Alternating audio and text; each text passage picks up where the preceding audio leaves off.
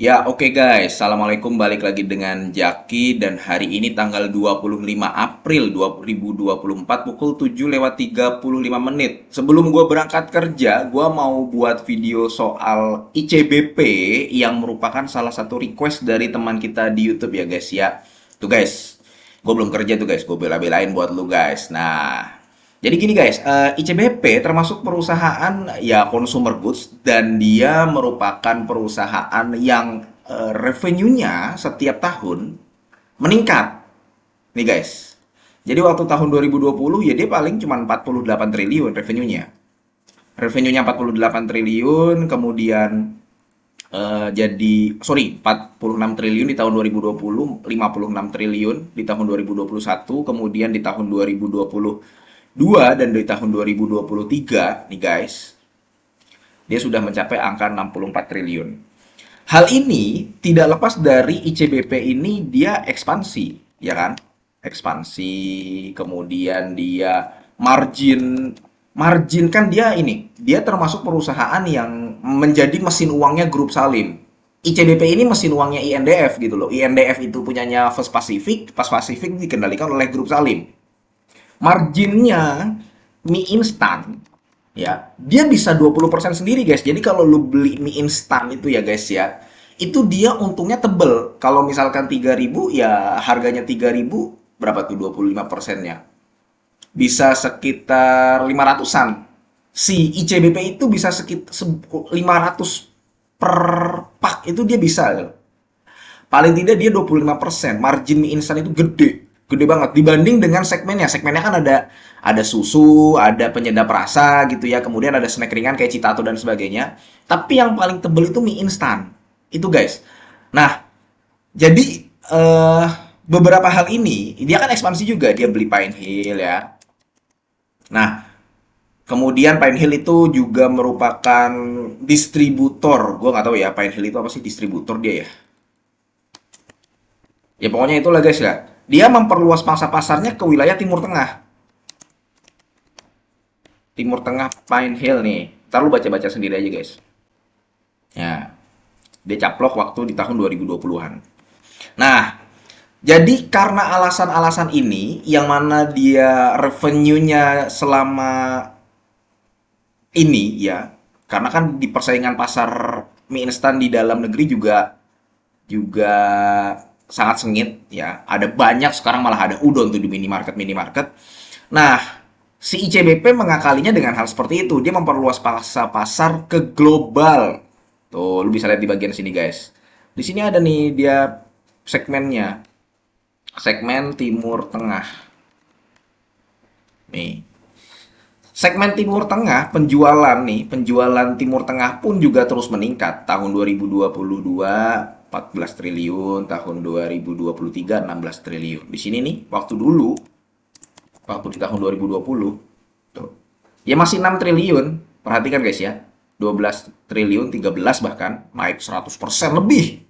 Ya, setelah dia mengakuisisi, kemudian jadi 14 triliun, kemudian jadi 16 triliun. Jadi revenue-nya meningkat, kemudian Timur Tengah, penjualan segmen di Timur Tengahnya juga meningkat imbas dari dia melakukan ekspansi. Nah, yang kita lihat balik lagi adalah revenue dan laba bersih. Nah, pertanyaannya kan begini.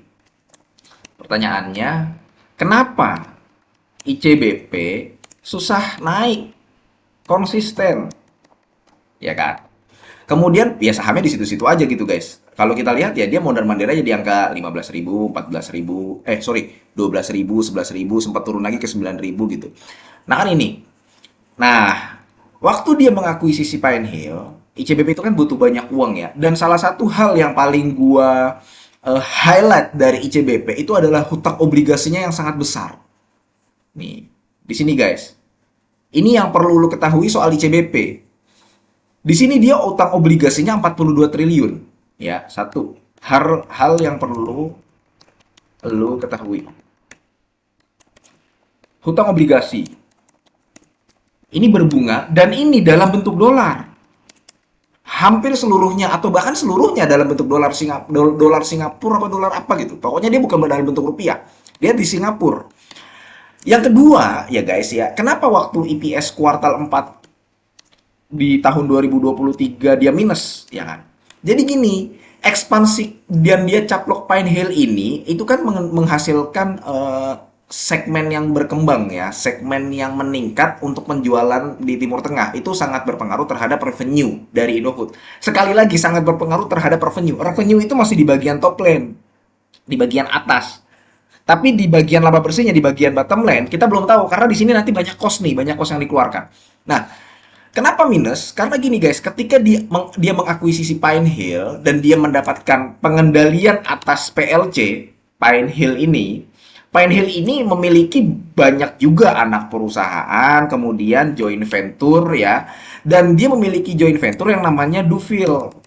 Dufil ini, Dufil Prima, lu bisa buka nanti webnya. Dufil Prima nih. Dia di Nigeria, guys. Nah, gue mulai lihat di mapnya, Nigeria kenapa yang dipilih Nigeria? Oh, barangkali untuk distribusi mie instan di wilayah sini nih lebih mudah. Lah kalau dia ngambil di Maroko atau di Somalia kan nggak masuk akal, guys. Jauh gitu loh. Tapi kalau di Nigeria dia sudah dekat dengan laut, dia berada di tengah-tengah di benua Afrika, jadi proses distribusinya lebih gampang. Nah, balik lagi ke sini. ICBP ya, guys ya. Dia IPS Q4 minus salah satunya adalah karena Dufil Prima. Dufil Prima ini joint venture dari PLC di bawahnya. PLC ini dikendalikan oleh si ICBP. Nah, otomatis ketika ada kerugian investasi di Dufil, Dufil Prima ini kan di Nigeria. Nah, kita perlu tahu guys, kita perlu tahu eh, apa mata uang Nigeria. Nih, kita perlu tahu mata uang Nigeria itu naira kalau gua nggak salah. Naira. Nah, kita lihat Naira to USD. Nah, lu bisa lihat guys. Di sini memang kacau sekali. Karena kan gini, Dufil Prima ini bagian dari ICBP. Mau tidak mau dia termasuk perusahaan asosiasinya si ICBP dan dia berada di Nigeria. Ketika mata uang Nigeria babak belur terhadap dolar dan itu terjadi guys di tahun 2023 mulai di pertengahan ya jeblok di sini nih. Jeblok di sini. Nah, penurunan nilai investasi itulah yang akan dikenakan ke ICBP dan dia di sini nih. Nih, di sini nih. Nih, ICBP nih ya. Dia akan ada penurunan investasi di sini nih. Bagian laba, neto entitas asosiasi dan ventura bersama lainnya. Nah, ini faktor ini, guys. Nah, sehingga ini mengurangi IPS. Buruknya lagi, saat ini mata uang Nigeria masih babak belur terhadap US dollar. Nah, kita nggak tahu guys, karena ini nanti apakah akan keluar di kuartal. Jadi dia kayak Telkom guys, paham nggak Telkom? Telkom uangnya sih nggak bener-bener keluar ya seharusnya ya ICBP ini ya. Kalau gue salah silahkan koreksi. Uangnya nggak bener-bener keluar, perusahaan nggak keluar segini nih, nggak bener-bener keluar segini, nggak. Sama kayak Telkom di Goto lah. Dia penurunan karena saham Telkomnya turun, saham Gotonya turun, Telkom mengalami kerugian yang harus dicatat. Tapi bukan serta-merta si Telkom keluar duit. Ini sama, ICBP seharusnya bukan serta-merta keluar duit. Dia penurunan nilai investasi. Karena si mata uang Nigeria terhadap USD itu babak belur. Dan sampai sekarang masih babak belur. Nah, kita nggak tahu nih guys. Pada saat nanti di kuartal berapa, ini akan keluar lagi. Karena kenapa? Sampai saat ini masih babak belur. Gitu loh guys. Nah, itu yang perlu lo ketahui. Jadi apakah si ICBP ini menarik? Ya, kalau untuk saat ini kita baiknya menunggu dulu. Menunggu Q1 2024. Kalau dari revenue gue yakin akan naik. Nah, masalahnya karena ada hutang obligasi dan beban keuangannya besar, kemudian ada nggak yang kayak begini lagi? Karena sebenarnya walaupun si ICBP itu sudah harga gandum itu kan dulu sempat terpukul gara-gara tahun 2022 ya guys ya harga gandum tinggi waktu dimana si Israel diserang Ukraina diserang sama Rusia itu kan sempat tinggi.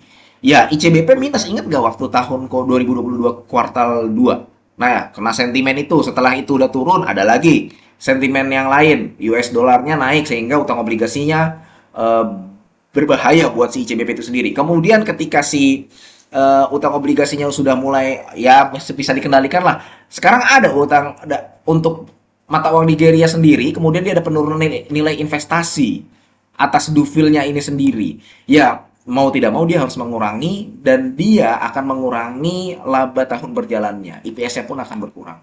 Seperti itu guys. Jadi Itu aja soal Indofood CBP ya, karena ini ada request dari teman kita, dan mudah-mudahan video ini bermanfaat. Semoga lu sehat selalu sehingga kita bisa bertemu kembali di video-video selanjutnya. Ini bukan ajakan jual atau beli.